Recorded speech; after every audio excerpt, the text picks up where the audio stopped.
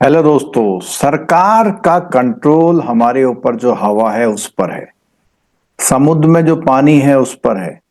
इसका मतलब ये हुआ कि समुद्र के रास्ते से या हवा से या सड़कों से अगर कोई भी इन सब संसाधनों का यूज करेगा तो सरकार उसमें एक इनकम करती है दोस्तों। तो अगर हम देखें कि एक बार 2 लाख करोड़ का घोटाला 2G स्पेक्ट्रम में हम बहुत सुनते आए हैं, एक सरकार चली गई इस बात को सुनते हुए कि ये जो आवंटन हुआ था, जो हवा में एक पर्टिकुलर रेंज फ्रीक्वेंसी की होती है उसको हम स्पेक्ट्रम बोलते हैं, उस स्पेक्ट्रम की नीलामी हुई थी और उस नीलामी में कुछ घोटाला टाइप का कुछ हो गया। तो उसको बहुत न्यूज में बना था उसमें कि सरकार को बहुत बड़ा घोटाला हो गया। अब ऐसा ही एक घोटाला मुझे जो नजर आ रहा है वो ये आ रहा है कि एक एलन मस्क साहब हैं। आपको याद होगा अभी इसरो ने अपना एक बहुत भारी सैटेलाइट भी उस अमेरिका के एक बिजनेसमैन से अपना एक सैटेलाइट भिजवाया था। और ये जो सैटेलाइट था उसकी टेक्नोलॉजी या इतना भारी सैटेलाइट ले जाने की टेक्निक्स जो थी इसरो के पास नहीं थी। यानी एक अमेरिका का एक बिजनेसमैन एलन मस्क, नाम सबने सुना होगा, टेस्ला कार बनाते हैं, उसके अलावा मोबाइल भी है इनका और बहुत सारे इनके वेंचर हैं और स्पेस पर दुनिया बसाने का एक इनका है, एक मिशन चल रहा है और स्पेस में भेजे जाने के बहुत सारे एक्सपेरिमेंट और इनके पास अपने रॉकेट्स हैं। तो दोस्तों इन्होंने एक इंटरनेट सर्विस भी प्रोवाइड कर रखी है जो स्टारलिंक कंपनी के नाम से सैटेलाइट से इंटरनेट प्रोवाइड किया जाता है। अब वो जब ट्रंप से पहले की सरकार थी तो उस सरकार ने कुछ कंडीशंस रखी थी, उस कंडीशंस में ट्रंप यहां नहीं आ पाए थे। यानी ये बात रखी गई थी कि भैया जो स्पेक्ट्रम है उसका अगर आप यूज करोगे, चाहे आप ऊपर से सीधे इंटरनेट भेज रहे हो, तो उसको सरकार को कुछ खर्चा देना होगा क्योंकि सरकार का उसमें हक है।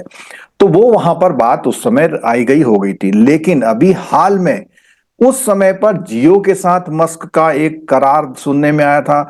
आजकल जो एयरटेल है उसके साथ उन्होंने एक करार किया है कि वो भारत में एयरटेल के साथ मिलकर इंटरनेट सर्विसेज प्रोवाइड कराएंगे अपनी टेक्नोलॉजी से, जो उनकी स्टारलिंक की टेक्नोलॉजी है। अब यहां हम देख रहे हैं कि पहले एक कंपनी के साथ एक दूसरी कंपनी के साथ, ये तो अच्छी बात है कि कोई टेक्नोलॉजी आएगी तो उसका फायदा सब लोगों को मिलेगा। लेकिन बीएसएनएल को किस गुमनामी में डाल दिया। एक public sector enterprises communication, transportation, health, education में जरूर होना चाहिए क्योंकि इससे तो देश की सिक्योरिटी का मामला भी उठता है कि एक कंट्रोल देश के अपनी पब्लिक सेक्टर एंटरप्राइजेस पर भी होना चाहिए था।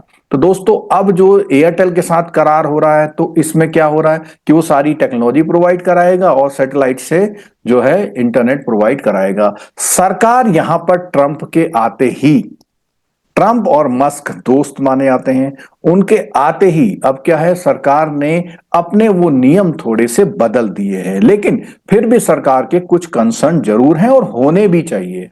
जैसे इंटरनेट को बंद या ऑन करने का कंट्रोल सरकार के पास हो। आमतौर पर जब दंगे या कोई ऐसी बातें होती हैं तो सबसे पहले इंटरनेट को बंद किया जाता है क्योंकि उससे कभी झूठी या भ्रामक जानकारियां ना फैलें। फायदा भी है, नुकसान भी है, कभी कभी अच्छी जानकारियां भी नहीं फैल पाती हैं अगर इंटरनेट बंद है तो। उसके साथ साथ कि ये जो स्पेक्ट्रम होगा, जो उसका सर्वर होगा, वो किसी इंडियन कंपनी के थ्रू जाएगा। तो ये 2-3 शर्तें खास जो है सरकार ने रखी हैं और ये शर्तें सही भी हैं। अब बात आती है स्पेक्ट्रम की, तो स्पेक्ट्रम की नीलामी वाली बात यहां से गायब हो गई है, जबकि इससे भारत को बहुत अच्छी रेवेन्यू अर्न हो सकती है अगर स्पेक्ट्रम की नीलामी की जाए। पॉजिटिव सेंस में देखें, अगर वो कंपनी आ रही, टेक्नोलॉजी अच्छी मिलेगी, थोड़ा कंपटीशन बढ़ेगा। लेकिन इस कंपटीशन में बीएसएनएल भी अगर शामिल हो तो कुल मिला के 4 कंपनियां तो कम से कम टेलीकॉम एरिया में रहनी चाहिए। और अभी दोस्तों केवल 3 कंपनियां हम लोग देख पाते हैं।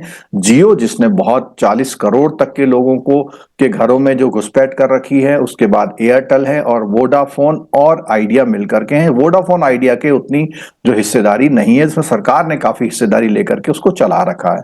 चौथी कंपनी बीएसएनएल है बेचारी, जो आज तक 4G भी जो है अपना इंप्लीमेंट नहीं कर पाई है। तो दोस्तों अब यहां जब ये मस्क आ जाएंगे तो मस्क आने से हो सकता है आपको दूर दराज के सारे क्षेत्रों में सैटेलाइट का इंटरनेट मिल जाए। लेकिन सिक्योरिटी ब्रीच बहुत बड़ा है क्योंकि अगर एक कंपनी हमारे भारत के वायुमंडल में एंटर करके डेटा भेज रही है या डेटा ले रही है, तो ये सिक्योरिटी ब्रीच में होगा। जैसा कि हमने बोला कि इसका डेटा पहले वहां से किसी इंडियन सर्वर पर आए तब डिस्ट्रीब्यूट हो, तो एक बार कोई देखा जा सकता है कि हाँ कुछ ऐसा सिक्योरिटी ब्रीच तो नहीं हो रहा। दूसरा रिवेन्यू अर्निंग की बात है। तीसरा जो है कंपटीशन की बात है कि उनके आने से क्या कंपटीशन होगा और लोगों को क्या फायदा मिलेगा। फ्री फ्री करके जो है आजकल लगभग 400 रुपए महीना हर मोबाइल सिम पे, फोन पे नहीं, क्योंकि एक फोन में 2 सिम है, यानी 700 से 800 रुपए पर मंथ हर बंदा कम से कम इतना रुपए दे रहा है। और अगर हम स्पीड की बात करें तो स्पीड काम चलाओ बिल्कुल ठीक मिल रही। हाँ, दूर दराज के क्षेत्रों के लिए ये स्कीम लाई जा सकती है, वो भी रेगुलेटरी कंट्रोल के साथ। तो देखते हैं दोस्तों आने वाले समय में ये मस्क, ये ट्रंप साहब, ये हमारी मोदी सरकार और इंटरनेट की दुनिया, यानी कि ये हमारा टेलीकम्युनिकेशन का दुनिया क्या डेवलपमेंट करता है। उम्मीद तो सबको है कि अच्छा होगा, क्योंकि इसके बिना भी, कम्युनिकेशन के बिना भी आजकल कुछ हो नहीं सकता। तो दोस्तों ये वीडियो हमने इसलिए बनाया कि आने वाले दिनों में क्या क्या हो सकता है। मणिपुर में दंगे हुए थे तो वहां पर कई लोगों ने सैटेलाइट फोन यूज करके अपनी बातें इधर से उधर करी थी।